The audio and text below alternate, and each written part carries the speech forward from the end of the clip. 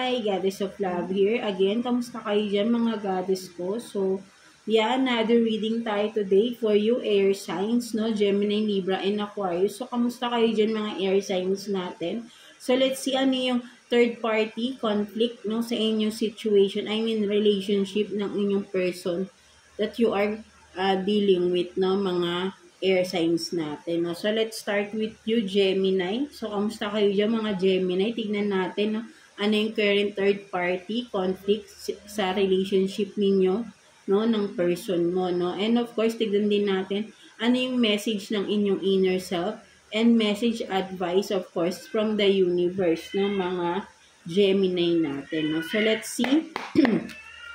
Kuha tayo ito ng 2 cards for you, Gemini, for the message ng inyong inner self, no? Tingnan natin ano yung message ng inner self mo sa situation mo ngayon, no, mga Gemini natin, no? So, let's see.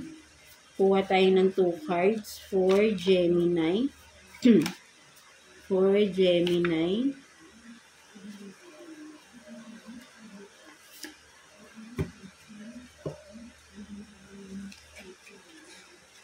So, you have this healer, rest, cost, no, solitude. So, maybe for some of you, you need to rest talaga, no, literally, pahinga-pahinga or stop overthinking, pahinga mo yung sarili mo. For some of you, make some time alone, no, with the solitude, no, yung may peace, no, something like that, no, and then high vibration. So, for some of you, nasa high vibration kayo, no, literally, kaya medyo sabihin natin, hindi mo rin maintindihan ano yung nangyayari sa inner self mo. I mean, sa sarili mo, no? So, sinasabi ng inner self mo rito because you are vibrating high, no? For some of you, no? Maybe healer.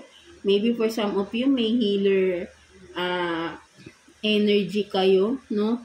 Na nakaka-heal din, hindi lang sa inyo, no? Within the people around you. That's why medyo nadidrain kayo, kaya I think for some of you, you need to rest, no? Ayun yung sinasabi ng inner self mo dito, no? So, kaya, yeah, no? For some of you, yun yung nakikita ko rito, no? So, connect more, no? Sa iyong inner self din, no? By meditation, no? Something like that. And to your guides din, no? Mga Gemini natin, no? Para mas magabayan pa kayo, no? Sa ginagawa or sa mga desisyon ninyo sa buhay, no? Something like that.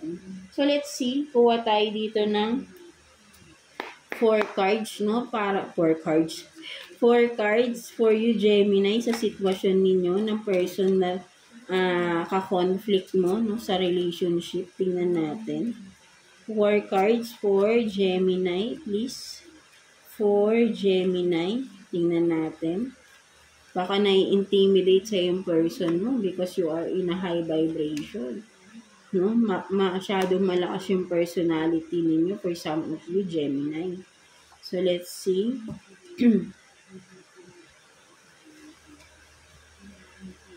So, you have this 4 of Swords in reverse. No? 4 of Swords in reverse.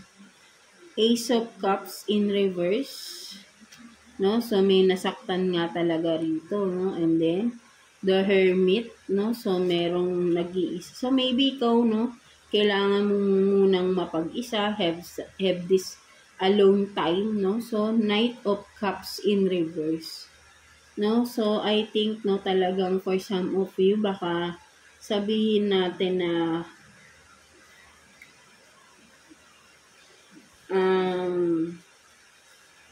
may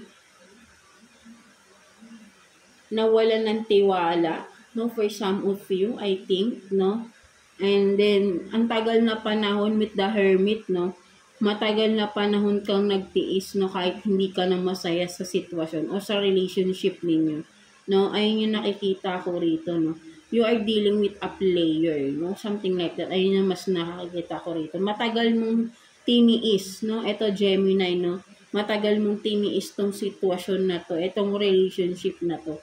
na akala mo magiging okay pa rin. With the Four of Swords in reverse, hindi naghintay ka na mag-heal, maging maayos yung relationship ninyo, but then hindi. Patuloy siya, no, parang mas naging malala pa yung pagiging player or kung ano man tong mga ginagawa niya na nakakasakit sa'yo.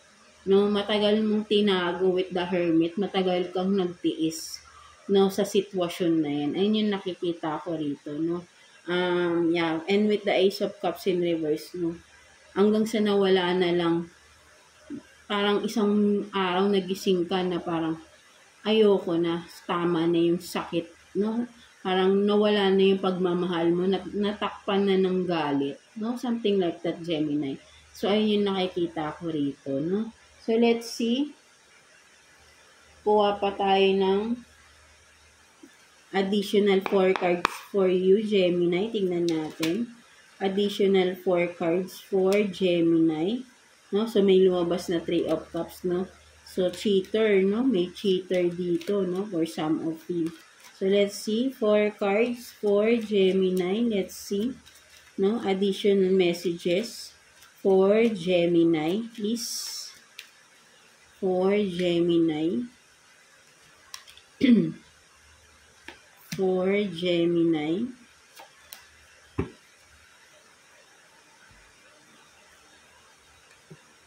So, you have this 8 of Pentacles in reverse, no? So, tingnan muna natin yung cards ninyo. So, 2 of Wands, no? Talagang may naghintay ka ng pagbabago, no? Ayun yung nakikita ko rito, no? Sinarado mo, no? Nakikita ko rito, no? With the 8 of Pentacles in reverse. Nag-focus ka sa tao na to, no? Binaliwala mo yung ibang options, binaliwala mo yung mga ibang potentials, or sabihin natin career mo mismo, no? Sabihin natin na tinalikuran mo para sa tao na to, no? And then with the Knight of Swords, no? In reverse, and then 5 of Swords, no? Talagang sakit ng ulo yung binigay ng tao na to sa'yo. Naghintay ka talaga na maging okay, no? But then with the Knight of Cups, Knight of Swords in reverse, no? Naging worse, no? Akala mo magiging maayos kapag nagstay ka at inunawa mo, no? Pero hindi No, sumakit lang ulo mo rito, nagbigay lang sa'yo ito ng pasakit, no? With the 5 of Swords, no? Talagang binigyan ka ng problema, matinding problema tong tao. Parang taong problema, no? For some of you, no? Naalala ko yung dating reading ko, no? May ganito rin, no? Yung tingin niya sa person niya, parang naglalakad na taong problema, right? No? So, ayun yung nakikita ko rito, pilit nung inaayos yung tao. No? Sabi ko nga hindi natin maaayos ang isang tao. Sila yan. No? Sarili lang naman natin ang makakapag-ayos sa sarili natin. Hindi ibang tao. Kapag nag-decide tayo sa sarili natin na magbabago tayo, dun yun magsisimula. Hindi dahil sa ibang tao, dahil yun sa kagustuhan natin. 'Di ba? So, something like that. So, kaya sabi ko nga, huwag niyong pinagdadasal na magbago ang isang tao. Dahil kung hindi naman willing magbago ang isang tao, sayang yung pagdadasal ninyo. Babalik at babalik lang din sa dati, sa totoong sila, yung tao na yun. No? Something like that, no? 'Di ba mga Gemini natin, no? So, let's see. Kuha pa tayo ng additional messages for you, Gemini. Kuha tayo ng 3 cards here for you, Gemini. Sabihin natin possible outcome nito, ng sitwasyon ninyo, Gemini. Tingnan natin. Possible outcome ng sitwasyon ninyo, Gemini. Tingnan natin. Let's see. Diba? Pilit mo sabi nga healer, kaya pala healer, no?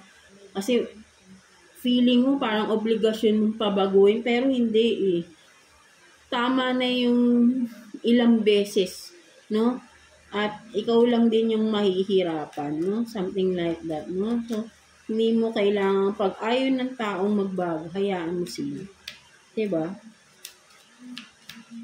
So, tingnan natin. 3 cards for Gemini.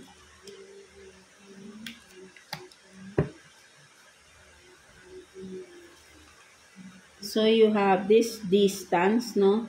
retreat or time out, no? So, i-distansya mo na talaga yung sarili mo sa tao na to, no? Nade-drain yung energy mo, parang energy vampire pa to, no? Kasi, ginigib mo yung energy mo, no? Pero, hindi niya yun ginigib back sa'yo, no? So, they have distance, no, with that person. And then, contracts, career, commitments, no? So, I think, no, yeah, for some of you, baka sabihin natin, iniwanan ka talaga ng malaking problema, baka may utang pa tong tao na to. So, messages, no, sa dreams, no? So, for some of you, parang may kinalaman to dito, no? Sa Five of Swords na nakikita ko, no? Parang connected siya rito. Merong mga messages sa inyo, sa dream state ninyo, Gemini, regarding your situation. Baka kung ano yung napapanaginipan nyo, lalo na pag malinaw na malinaw sa inyo, Gemini, no? May message yun. At kung paulit-ulit yung dream na yun, no? It's a message for you, no? Kaya, pay attention, no? Mga Gemini natin. So, possible outcome, no? Ang possible outcome dito is this distance talaga, or totally lumayo ka na sa tao na to, no? Kung sabihin natin, kung may soul contract, no, pwede rin, kaya parang di mo maalisan, no? Putulin mo na, no? Putulin mo na yung connection mo sa tao na to, kasi nahihirapan ka lang, no? Naapektuhan ka, no? Kasi sabihin nga natin, sa dreams mo nga, baka binabackstab ka pa, tinasaksak ka pa, no? Alam nyo, totoo yan, yung sa dreams ako, dyan ako nagre-rely din minsan. Marami nang na-reveal sa akin ng mga katotohanan because of my dreams. Kaya hindi ko binabaliwala rin yung mga dreams ko. No, mga Gemini natin. So, possible outcome niya talaga is, yun nga, no, kung di-distansya ka rito, putulin mo na yung connection mo sa tao na yan, no? Hanggat maaari. Kasi ikaw din mahihirapan talaga. Hindi mo siya mapapabago, no? Hayaan mo siya sa sarili niya. So, yeah, tingnan natin. Message advice sa'yo na universe. Mga Gemini natin, kuha tayo ng one card here for you. Message advice for you ni universe na natin. Kuha tayo ng one card for you, Gemini.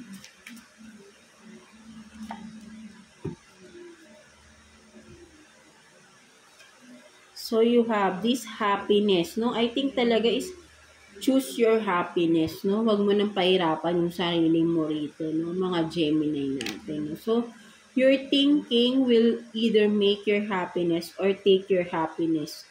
You choose, di ba? Nasa sayo yan kung pipiliin mo pa rin magstay sa tao at maghintay kang magbago to, or pipiliin mo na ikaw mismo magbago, baguhin mo yung perception sa buhay mo, umalis ka at mag-move on ka, start anew without this person, di ba? So, alam mo, no, matalino ka, Gemini, no, alam mo yung outcome, no? So, sinasabi sa'yo dito lang ni universe, choose what will make you happy, no? Yun ang sinasabi sa'yo, no? Alam mo na kasi yung dapat mong gawin dito, no, mga Gemini natin, no? So, yeah, that's it for you, mga Gemini. So, I hope na naka-resonate ka sa reading mo today, Gemini. So, yeah, God bless you all and thank you for watching, Gemini.